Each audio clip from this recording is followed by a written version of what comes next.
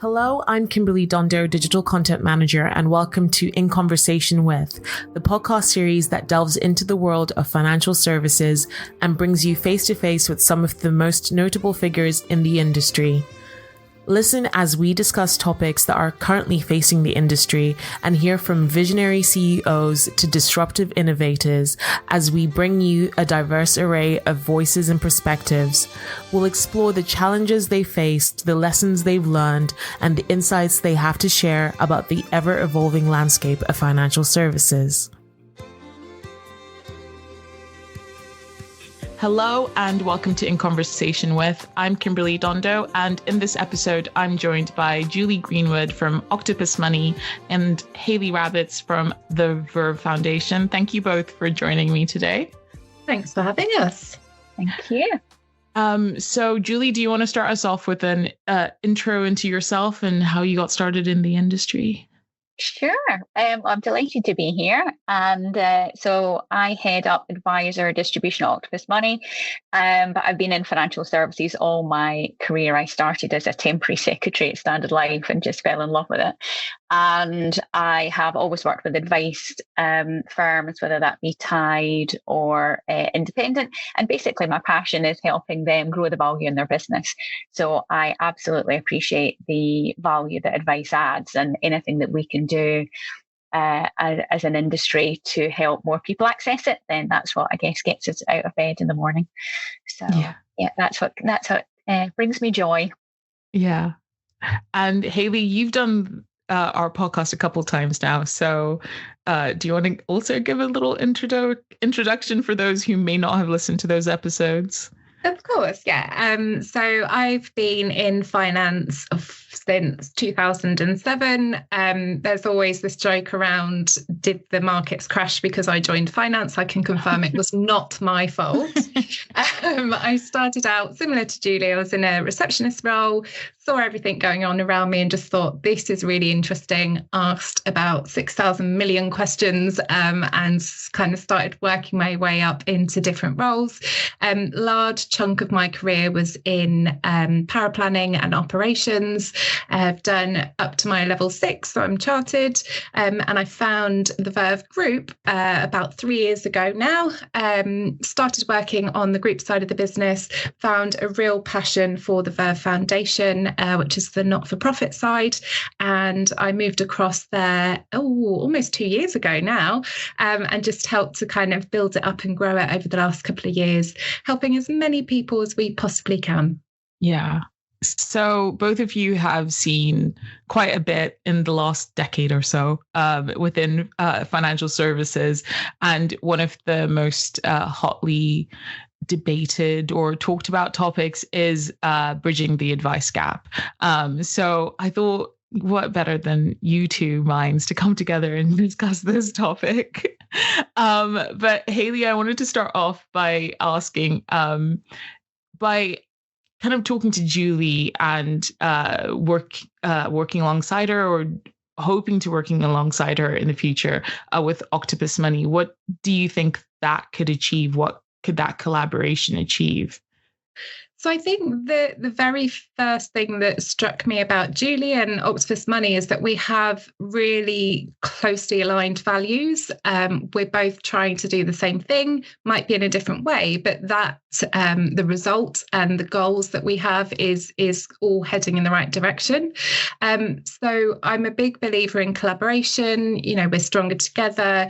Let's share ideas. Let's do everything we possibly can to get to that goal together. And it might be that we're going to do that in different ways, but if there are ways that we can collaborate, I just think it's going to have so much more impact than if we do these things in little silos. And quite often there's repetition too. We might both have the same idea of what we want to do, but if we do that together, it's going to have a bigger reach and have more impact. So essentially, it's just that working together, I feel, is going to be a much stronger end result than doing things individually. Much bigger reach, much more people getting involved. And Julie, what is your perspective on that collaboration? Yeah, very similar to Hayley's. I think, again, it's the cultural alignment. So the first engagement I had with Verve and the Verve Foundation, there was just a fizz of energy. Mm. And it's the energy, it's that momentum, it's the desire, it's the passion and the expertise that goes behind it that helps drive change. So for us, it was actually working with Hayley and the team to say, actually, we can come at these things from slightly different angles. We are tackling the advice gap from two different perspectives, but actually just by creating awareness, by sort of pulling our resources, our expertise, I guess the need to educate and shine a spotlight on the issue and just create a bit of momentum. So I think Hayley hit the nail on the head by saying its impact, and actually collaboration, I think, will be the key to making all of it's the easiest way to tackle all problems, isn't it? It's by pulling resources, great ideas, but most importantly, energy to make an impact. So, and also it's great fun to do. You're not wrong. Yeah. And looking across the whole industry, why do you think collaboration could create meaningful change? So, I mean, for us, it's the kind of DNA of Octopus. So the Octopus Group is a B Corp. So a B Corp, for those people that aren't familiar, is like a fair trade coffee stamp for businesses. But what it does is it makes you, as a framework, you're balancing all of our different stakeholders. So it's the people, planet, alongside profit. You're looking at communities, you're looking at employees, you're looking at all your customers, all the different stakeholder groups. So I guess collaboration is, part of the way that we make our decisions. It's part of the way that we take our resources and try and say, like, what are the biggest problems that we can solve as a business, but also as an industry? And then how do we connect all of those resources together, including partnerships, to help deliver that? So from our point of view, I guess democratizing access to help and advice is really key there. And it's all really about taking all of those different stakeholder groups and helping people, like at the very basic level, make, smart choices. So again, that's really why it's important for us. And by engaging all of the different stakeholder groups and looking through all of those different lenses, you're getting different skills, different focus, different perspectives. And it allows us to, that diversity aspect allows us to spot opportunities, but also mitigate risks. Mm-hmm. So we find that it's much more impactful by, as I say, looking at that sort of collaborative bit, looking at the different stakeholders and the different lens, we tackle problems better. Yeah. And Hayley? Sorry, yeah. I think I was just going to elaborate a bit more, extend on what Julie said there about working with different stakeholders. And I think it's also really important for us to not say, we think it's this, so we're going to, forge ahead and do this thing without listening to the people that it affects. So listening to the industry, what they want, what is impacting on them, and then coming up with solutions. And one of the key things that Julie and I connected over to start with was we were hearing all this noise, lots of people moaning about certain things that were happening. And then we both sat there, I think it was the comments of a LinkedIn post, to be honest, cue everyone going to LinkedIn to see if they can find it. And it was just like, no, let's just do something. Let's have action. We've heard all of this noise. We know what the problems are. We are listening. So let's take that and let's work together and let's create real impact through action rather than just talking about it or thinking something and forging ahead with it. Listen to what the industry is saying. Listen to what the people who are working in the industry are saying. And if I relate that back to my operational days, it was very much listening to everyone who was doing the work before making any big decisions, rather than making the big decisions, putting it into force and then hearing everyone moan about it. You've got to do it the right way round. And I think that's a really key message to get across as well. Yeah. You're clearly both very solutions-based people, which me and Hayley previously had a conversation about that and how I sincerely hate people just moaning. Yeah. Unless they tell me, I'm not trying to fix this, I just want to vent, then okay, go crazy. But if you're going to keep coming up with the same problems and issues and you're not trying to find a solution, I just don't know if I can keep having a conversation about it. Such a waste of energy, isn't it? It is such a waste of energy. But thankfully, you are two people who are more proactive than that. So that's good. So Hayley, the Verve Foundation strongly focuses on altruism and paying it forward. I've spoken to quite a few of your incubees, and that is very clear from the conversations that I've had and how impactful that experience has been for them to have, because when you're setting out doing a business, it feels like such a lonely thing and you're on an island, and they all talk about, you know, the WhatsApp groups and stuff like that they have to support them. So how do you balance this with the need for commercial viability to sustain your efforts? I'm not going to lie, it's been hard, particularly over the last couple of years, kind of building up that momentum. And that's where collaboration has been really key for us. So to, again, extend that message, extend that reach, just raising awareness for what we're trying to do. And as that has gained momentum, we have found that more people want to work with us, not only to pay it forward and do the right thing, but because they can see the commercial aspect to it. So they can see that this community really get a lot out of what we provide. And therefore, if they are faced with a provider, for example, who is sponsoring the initiative and they're there saying, these are the solutions to your problems, they're more likely to choose that provider than someone who isn't involved, isn't helping, isn't, you know, delivering sessions and giving them mentoring and all of that kind of stuff. So I think as we've grown, that's been proven. And I think that commercial aspect comes in. Also, on the advisor side, particularly, a lot of our incubees who went through the program a year ago are further down the line, and they're already saying, you know, I don't need to use the office space anymore. Can I pay for it? Or how can I pay it back into the program? Can I mentor other people? If we do events in the future, we'd be happy to pay for it. So it does just naturally happen. And it sounds a little bit airy-fairy, and I'm not going to take over the world in a commercial aspect, but it really does happen quite organically. And I think having the faith that that will happen is quite key. But also just a massive thank you to those providers and those partners who at the very beginning put that faith in us and allowed us to have that freedom to really prove this idea. And that has helped us to grow that momentum and keep pushing forward with it. Yeah. And Julie, from your perspective, how does Octopus Money, especially being a B Corp, see the potential for commercial success in initiatives aimed at bridging the advice gap?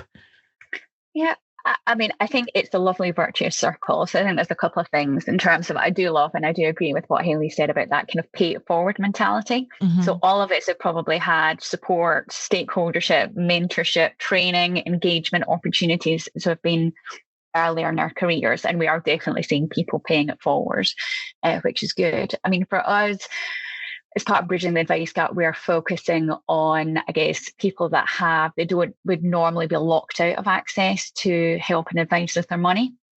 And we have built our business, I guess, based with smaller customers or people with lower asset values in mind. And we're actually sort of connecting all of the different stakeholders. So we're working with advice firms to say, actually, how can we work with you to make your business more valuable by rehoming the clients that are unprofitable for you? We're working with all of those, customer groups to then give them hopefully a richer experience.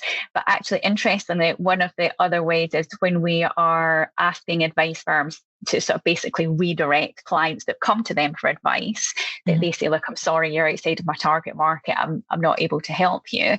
If they can signpost those people to Octopus Money who have, as I say, we have built our proposition with clients with those needs in mind, then we pay a referral fee. But when I was speaking to one advice firm, I said, look, Julie, I'm not really worried about the money here. I just want to do the right thing. I don't want to have to signpost somebody to a D2C offering if actually they're looking for advice. I don't really want to signpost them back to vouched for or unbiased, because all the advisors in that pool are suffering the same commercial challenges. I just want to, direct them to somewhere where I know they'll be looked after. Mm-hmm. So we came up with an idea then to say, well, actually, rather than pay the fee to you, why don't we uplift the fee with the tax payments and then pay that to a financial education charity? So we're now actually working with my bank to say, actually, all of the referral fees where firms say, it's not about the money, I just want to do the right thing, we're then directing the payments to there. And it creates that lovely kind of virtuous circle where people are paying forward their good fortune and hopefully helping more people. Yeah, that sounds amazing. And in both of your views, what role does the financial advice industry or just financial services in general have in addressing social issues and giving back to the community? You've already talked about that lovely virtuous circle. And also, how can this be more integrated into business models? Hayley, do you want to start us off? Yeah, I do. So I think everyone has a responsibility, no matter where you are in finance, you all have a responsibility to do something. I'm also a big believer in lots of small actions can have a really big impact. So in terms of whose responsibility, I think it should be everyone collectively, and to help in whatever way you can. So for example, obviously Verve Foundation, we're not for profit. We have our main programs, which we're doing to help get more people into finance and to support small businesses getting started. But alongside that, we run money workshops. I decided a while ago we weren't going to do these in schools, colleges and universities because there is a lot of that happens with financial advice firms. PFS run a scheme. And so I decided to kind of target that towards other areas. So who else needs financial education that isn't going to get it? And there's this whole kind of lost generation of people who didn't have it at school, but also now still don't have the access. So we've done them with the YMCA, we've done them with the prison service. And there is a lot of negativity around that. I'm not going to lie, these people have got themselves into this situation. Why should you spend your time helping them? All of that kind of thing. But I really think that if one person can take one little fact away from a workshop that I do and then go on to live a more independent life, that's mission accomplished. And if it's an hour of my time, it's worth it.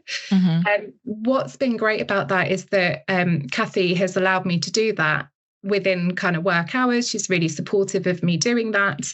And I think that's something that all firms can do. You don't necessarily have to prescribe how someone is going to help or what they're going to do. You can just say, have an hour's volunteering a month or whatever that might be. Commercially, again, you have to think about the cost impact and all of that kind of stuff. But I do think it's important that we take responsibility and also that we empower people to be able to do that. There's been a lot of people I've spoken to about the money workshops who have said, oh, I'd love to do something like that. So if that's available and the manpower is available, then why not, make that part of your company's charitable giving for the year or something like that. There's lots of different ideas that you can implement. It doesn't have to be what's already out there.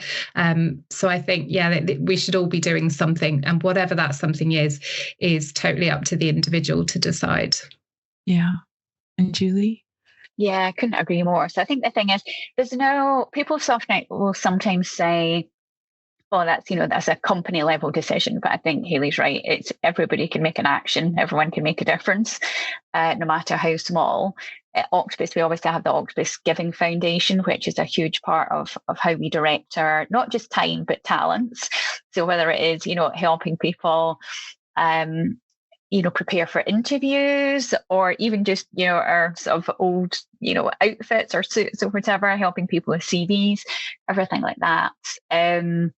Is really important. We also have a number of initiatives for apprenticeships for people that come from sort of disadvantaged communities. And again, that's not a altruistic thing.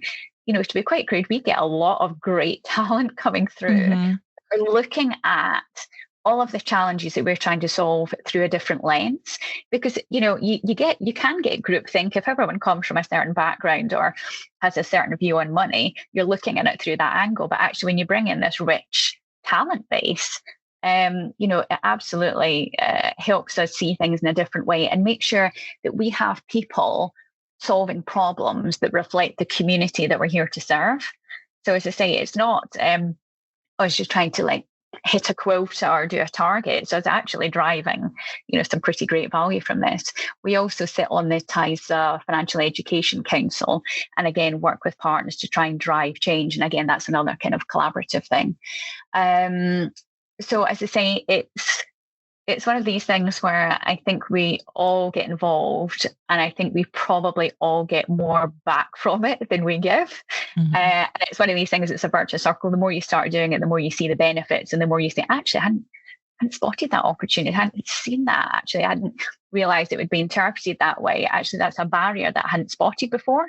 So actually, as I say, I think industries coming together can only be good for all of us. No, definitely.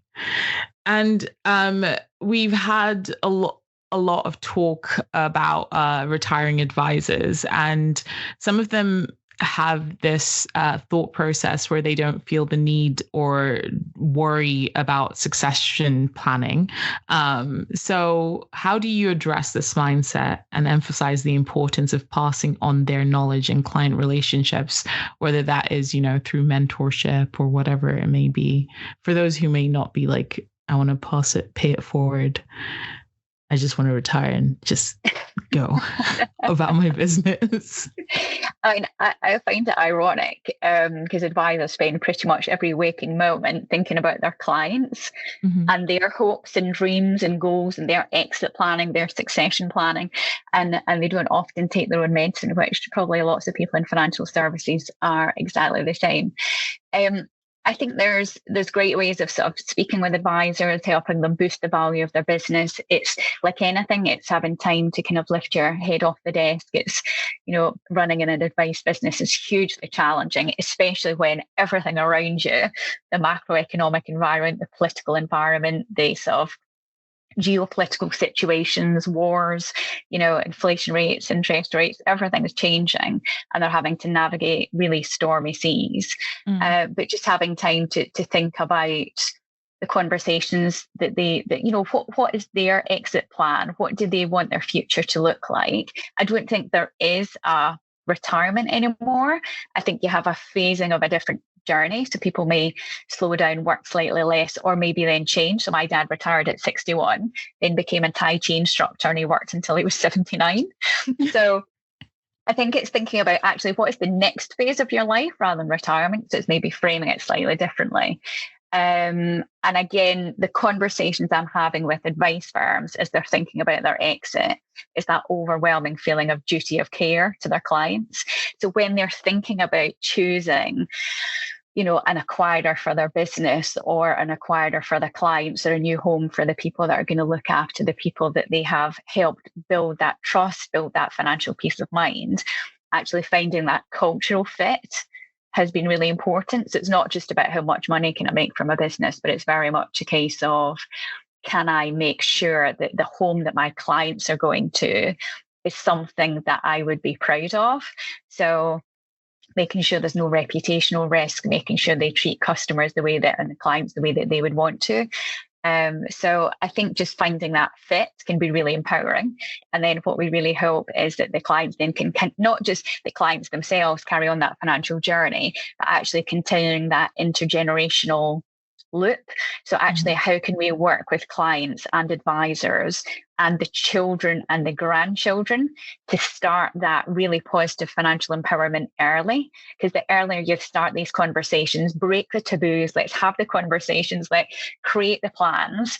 And again, it should be a non-judgmental journey, but it's just about making smart choices about where are you, where do you want to be, and what are the kind of things you can do to get yourself on that journey.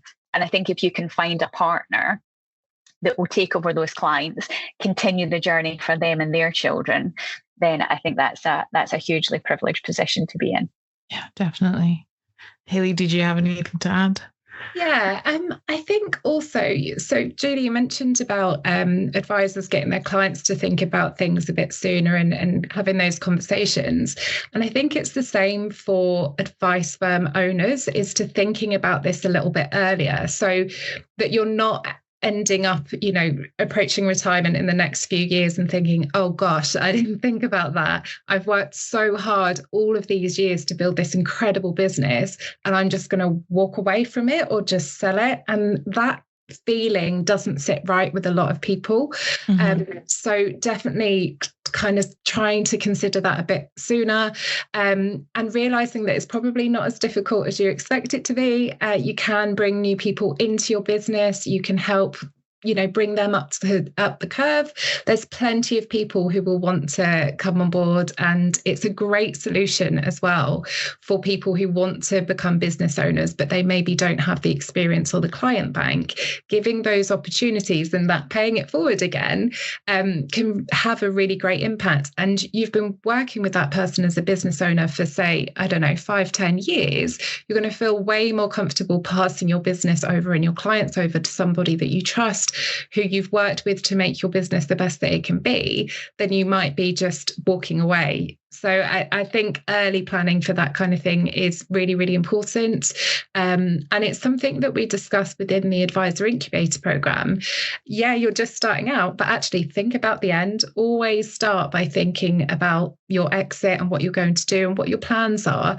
You don't have to stick to that plan. We understand that plans never go to plan. Let's be clear here. But thinking about it at the beginning is a really good way to start your business. Whether you want that to be a lifestyle business or you want it to grow, providing those opportunities for people is very important. And I think it is easier than what people expect it to be. We quite often hear, people aren't interested in a career in finance, and I just don't agree with that. There are so many people I come into contact with who are desperate for a career in finance, but they can't find the chances. So any approaching retirement business owners that hear this, please do consider taking someone on, because they are out there and they are bringing really great ideas to the profession. For sure. And Julie, how does Octopus Money support advisors in navigating that succession planning and ensuring a smooth transition for their clients? Yeah, so we work with advice firms in a couple of ways. So we acquire client banks. So as they're thinking about exiting and I guess boosting the value of their business, they're navigating the cost of regulation going up, and therefore there are clients that are no longer profitable. There are obviously the obligations of delivering the ongoing advice that they're charging for. And part of that is about, if you don't have the capacity to do that, about how can you de-risk your business. So we will acquire client banks and pay a multiple of the ongoing advice fee. And then we work with the advice firms to onboard those clients and give them a really great onboarding experience. So I think it's about, as Hayley says, sort of thinking ahead. It's actually thinking, right, actually, what are the steps that I need to take in terms of sort of de-risking my business or planning my own succession? Who's the right partner? And what do I want my client experience to be? So as I say, we acquire those client banks. And as I say, the key for us is the onboarding and journey, and working hand in hand with the advisor to make sure that the expectations of the clients are set, that we provide that Disney dust experience. And actually, it's really interesting to see, actually, some firms are sort of looking at what we're doing, thinking, actually, we can absorb some of the things that you're doing into our practices. So we're seeing actually many more discussions now about coaching and actually the kind of role of cash flow modeling, and how can you bring that to life for clients that have got lower levels of assets. And it's actually sort of just starting, I guess, a different conversation that links into what Hayley talked about in terms of how do you attract people into the industry, and how do you sort of start a new way of thinking about financial planning. And I think that kind of coaching journey and bringing things to life in a really meaningful way is a really good way of doing that. So we can help advice firms with that as well. Mm-hmm. And Hayley, in your experience, how do younger generations bring fresh perspectives and innovative approaches when taking over client relationships? I think Julie mentioned it a little bit earlier as well. Yeah. So I think before I talk about the younger generation, I will give a nod to everyone else as well, because I think true diversity and innovation comes from having lots of different voices, lots of different opinions. But particularly talking about the younger generation, I've seen things like subscription models, for example. So we've as an industry, we've always charged in a pretty set way. I mean, fees versus percentage base has been the ongoing theme for many, many years, with the fee model being seen as the most modern approach. What I've seen be successfully used is subscription models. This has come from a younger advisor who's implemented this in her business, and she charges different things for different elements as well. So talking about the coaching, creating a financial plan, that's a standalone element that she will charge for. And then if that moves into advice, that then becomes a different proposition, a different fee structure. And I've seen that be very, very successful. We're in a world now where subscriptions are the norm. We have subscriptions for everything. So why can't that be applied into financial planning? Another one that I've seen is just generally well-being is quite hot. It's a hot topic. Wealth and health are so closely aligned. We're in a world now where we've got so much access to information and how things impact people. I think it's only natural that we're getting to a point where people are making more informed decisions about what they put into their bodies, but then that's also translates over into their finances. So I think younger generations definitely bring like the technology as well, the different thoughts around how we can be more efficient, that, we don't want to wait for things anymore. I remember when I was a kid, if I wanted to find something out, I'd go to the library and I'd trawl through a book and I'd get that fact. Whereas you're too young for that. Oh, I know, I'm not. We were poor too, so we didn't have a computer for a long time. But now I can just Google it and it's at my fingertips. I'm walking along with my mum and we'll see a flower. I can take a picture of that and tell her what it is. I think that is just normal practice for particularly Gen Z. So I think, those kind of attitudes and those views are going to be really, really important to how we change financial services as we know it.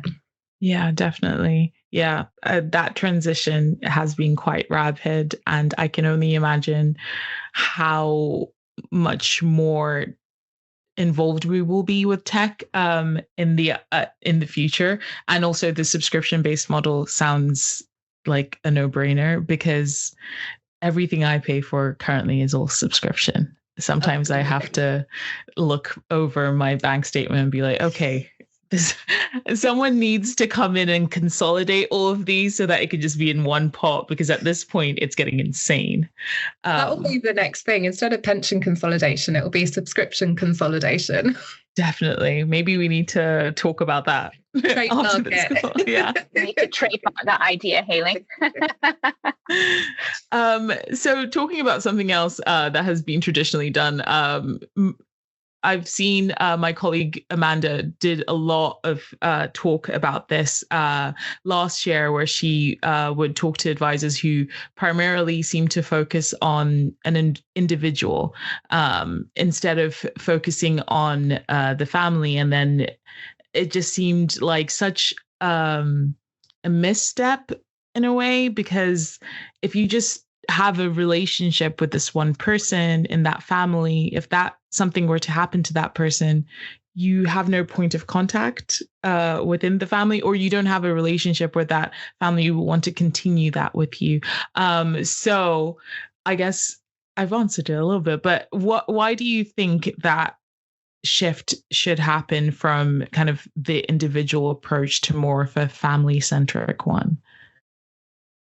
I'll jump in just to say, when I was doing my level 6 qualifications, I had a later life planning module. within the overall qualification.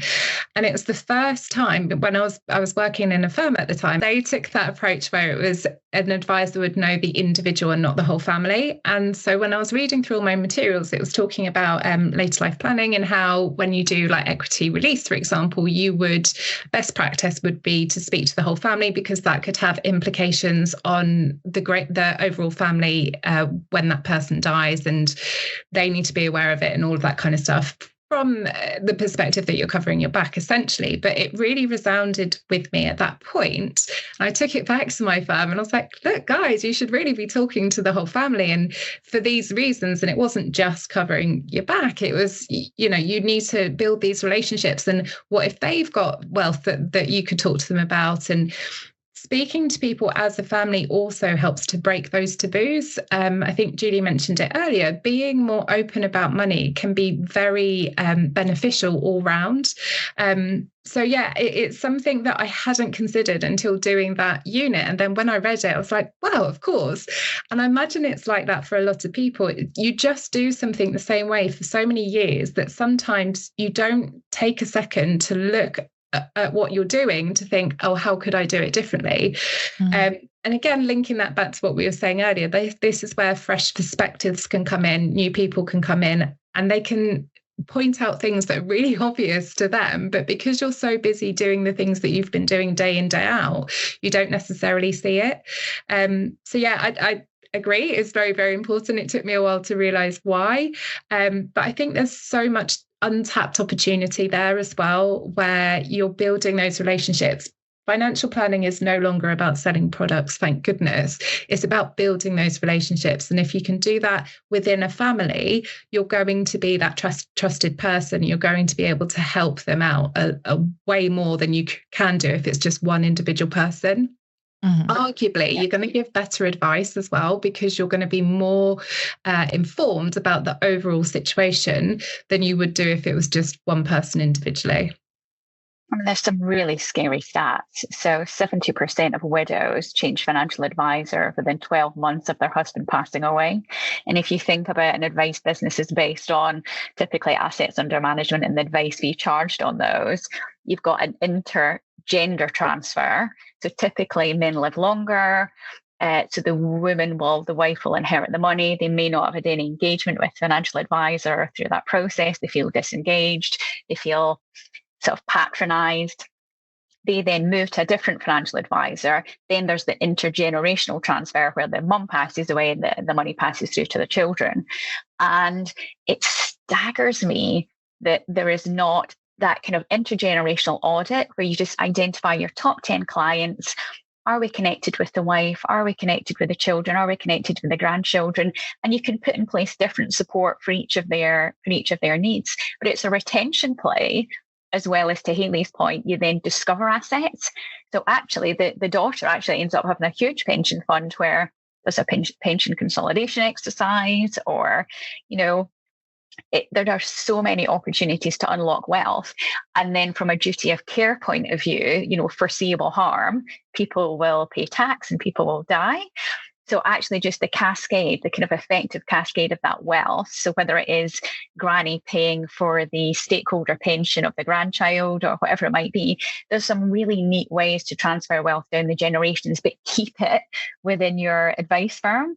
And if you don't do that, then all it takes is for the wife or the widow to say, I'm sorry, you've not even looked after me. She'll just move that to another advisor, and then you've lost the whole lot. So it's one of these things where you can do some really simple things. So I spoke to an advisor. He just took the family out for a pub lunch once a year. They didn't even talk about money. It was just about, actually, I'm here to look after your needs. They help the children and the grandchildren with uni fees or protection or mortgages, or the son had got a divorce and lost a lot of his wealth, his pension assets. So there's loads of things you can do. So I think there's a real commercial imperative as well as a regulatory imperative under consumer duty, just that avoid that foreseeable harm. So hopefully lots of carrots as well. Yeah, definitely. I think I spoke to an advisor a couple years ago where he was telling me about how he kind of deals with that intergenerational wealth transfer or like keeping them all within his firm. And what he does is he has a yearly barbecue where he'll invite all his clients and their families. That way, it's a very casual way to be like, now you know me, you understand who I am. And it's not forced. It's not like sitting down for a meeting or anything and having serious chat. It's just very casual, and it helps to build that rapport, which I thought like was an easy no-brainer, just one cost a year. So yeah. So help like build that relationship as well. Like if you're sat in someone's office and they're asking you questions, you immediately will have some sort of unconscious barrier there where you might not answer everything. If you're at a barbecue and you've got a glass of wine and you're just having a casual conversation, you know, how's business? How's everything going? You're more likely to give them more. And then there's that opportunity to kind of not immediately go, okay, great, let's sit down and do fact find, but pick that up later and say, oh, you know, I was speaking to your daughter at the barbecue and she was mentioning about how great her business is.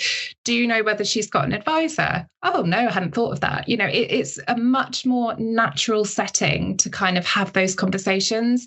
And we as human beings just feel way more relaxed when we're in that casual sort of environment than we would do sat in an office or, you know, being asked questions. It's just a very natural, almost a defense that we do.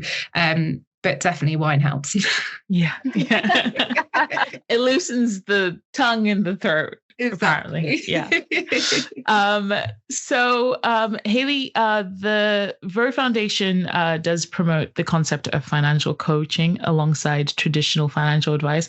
I've been very fascinated by the two, because my initial thought before working at Money Marketing and understanding what financial advice fully was financial coaching.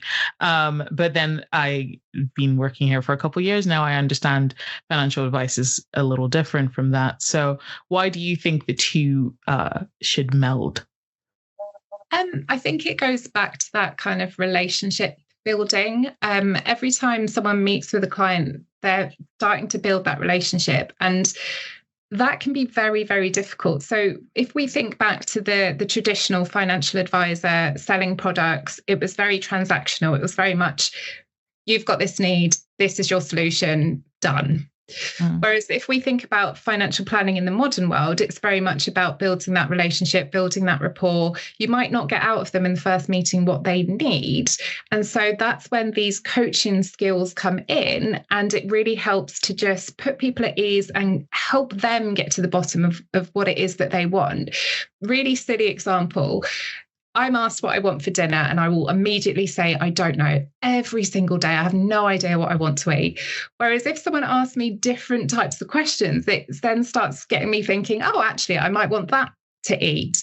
We don't naturally always know what we want. And it's an advisor's job to be able to use those coaching skills to really dig into what motivates a person to then be able to give that proper financial planning advice.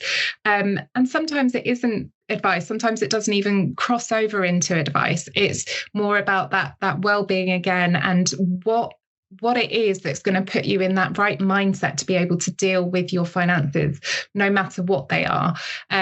So within the incubator, for example, we do have a few people who have specialised in the coaching area and they've got the coaching qualifications. And like you, Kim, I find it's fascinating how they interlink. But I do think it's a very important set of skills that advisors, if they don't have at the moment, it's something they should definitely look into, because it's so, so important for forging those deep relationships and helping to kind of have that longevity to their business and to deal with those clients like we're talking about with the families, for those clients to stay with you for a very, very long time so that you have that relationship with them. And that can all start with coaching and helping to get people in the right mindset for dealing with money, because it can be very, very difficult. Yeah. And Julie, you mentioned the duty of care earlier. So what is your perspective on the duty of care, and how do you ensure clients receive holistic advice that considers their entire family's financial well-being? So I guess at Octopus Money, we've kind of turned the regulatory model on its head. So we've approached it slightly differently. So we have accredited financial coaches And so we have a program that's been accredited by the London Institute of Banking and Finance. And they give, I guess, that what we would call maybe the best of humanity. So they work with clients, they sit, they listen. To Hayley's point, the listening, I think, is really important. They draw out all of the information in terms of what keeps people awake at night. So really lovely, almost like therapeutic journey. And actually sort of combining the humanity of a coach, we then click into a regulated advice journey, which is delivered by the technology.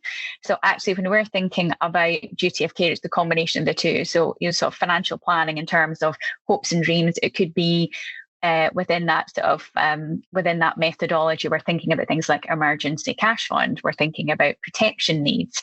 We're thinking about people's goals, their horizons, the things that they're trying to achieve with their life.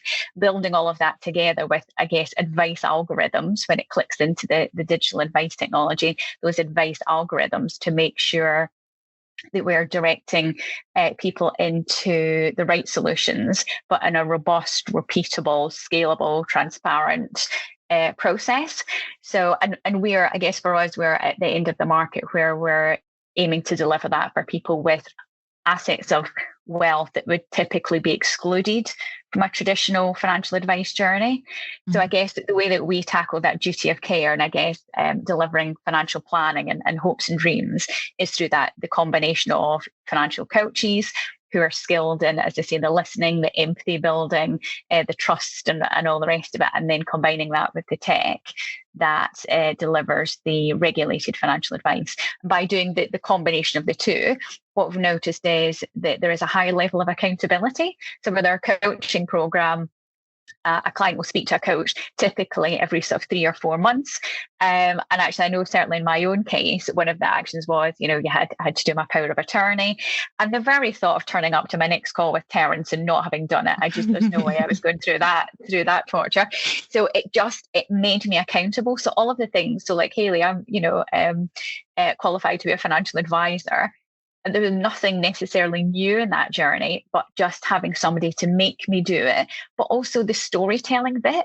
So what are the implications if you don't do it? What are the things that are keeping you awake at night? So the connection between taking an action and what matters to you, which, obviously is my family and making sure that they can access what they need. My medical decisions are made in the right way. My financial decisions are taken with best interest in heart. So all of those things, that level of accountability for me helps again deliver the outcome. So I guess that's the way that we tend to approach it. But it is very much the storytelling. So when we're using the coaching and building the cash flow model, it's around goals. It could be, actually I want to move into my first family home. It might be I'm thinking about maybe I have a second child. It might be my partner's slightly older. Can I afford to retire early and spend time together? But it's the storytelling bit that allows us to deliver, to Hayley's point, financial planning. So actually this is about, hopes, dreams, and making sure people have the exact life they wish for. Yeah. And finally, we started this by talking about the advice gap. So it's still a significant challenge, but in your view, who should bear the responsibility for providing financial education and bridging this gap? Is it the government? Is it the financial industry, or is it, the individuals themselves? Although I don't know how much you could say about the individuals themselves if they have no idea about it in the first place. So I know it's a difficult question. I think it's everyone. Like everyone has to take some form of responsibility. I think we're very lucky these days, like I was saying about, having access to information. We're way more informed than we were in generations past. So whilst, financial awareness does need some work, I do think that there is a lot more out there these days, even, dare I say, Martin Lewis, he's a household name. So people do know about money. They perhaps don't have as much information as we'd like them to, but they're aware that there's something that they ought to be doing. And they can then kind of take that responsibility and look into that further. I do think it's the responsibility of the profession to be more loud about what we're doing, be more proud about our profession. Historically, we haven't really been out there in the mainstream talking about what we're doing, but that is changing. I've seen adverts on the telly, I've been listening to podcasts, and I've had a really large advisor advert keep coming up, and it's annoying me because it's every 5 minutes, but it's there. So it is starting to change. And the government obviously always think the government should do more, don't we all? But yeah, I think everybody needs to take some form of responsibility for financial awareness and education. Yeah. I would agree. I would say everybody, and that's not companies or organizations, that's individuals.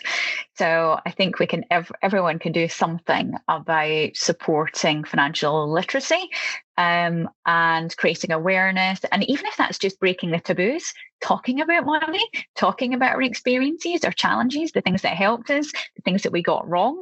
So I think all of that is hugely helpful. And then where we can signpost them. So the great thing about events like this and collaboration in general is each of the elements of the industry are coming together to solve a problem. So even if we can't do it ourselves, if we can signpost the individual to another resource or another expert, then, we're all richer for it. Yeah, for sure. That knowledge share is super, super important. You'll be in any group of people and someone will be more knowledgeable about a subject than someone else. If you have that knowledge, definitely talk to people about it. I think I've probably said this on this podcast before, but I was the person at 18 years old in the pub talking to my friend about pensions because I had that knowledge because I was doing my exams. I therefore felt it was my responsibility to make sure that my friends knew about pensions and they weren't relying on their state pension. If you're a person that has knowledge, you really ought to share it. You shouldn't keep it to yourselves. And that's at any level, in any capacity. Just think it's super, super important. Yeah. I have been an advocate for that since I started working in financial journalism, to the point now that people think I'm a financial advisor. I'm not, but I do send them to the right people. So, it starts there from your own inner circle, and then it builds and it extends that whole paying it forward piece coming back again. But this was such a great conversation. Thank you both for speaking with me today. Thanks for having us. Thank you for having us. Thank you for listening to In Conversation With. We do hope that you enjoyed it. Please do keep up to date with all our new releases via Podbean, Apple Podcasts, Spotify, and everywhere else you get your podcasts from. You can also keep up to date with all our new content published on the Money Marketing website, as well as our print edition Money Marketing magazine. So make sure to subscribe. Follow us on Twitter, LinkedIn, Facebook, and Instagram. See you next time.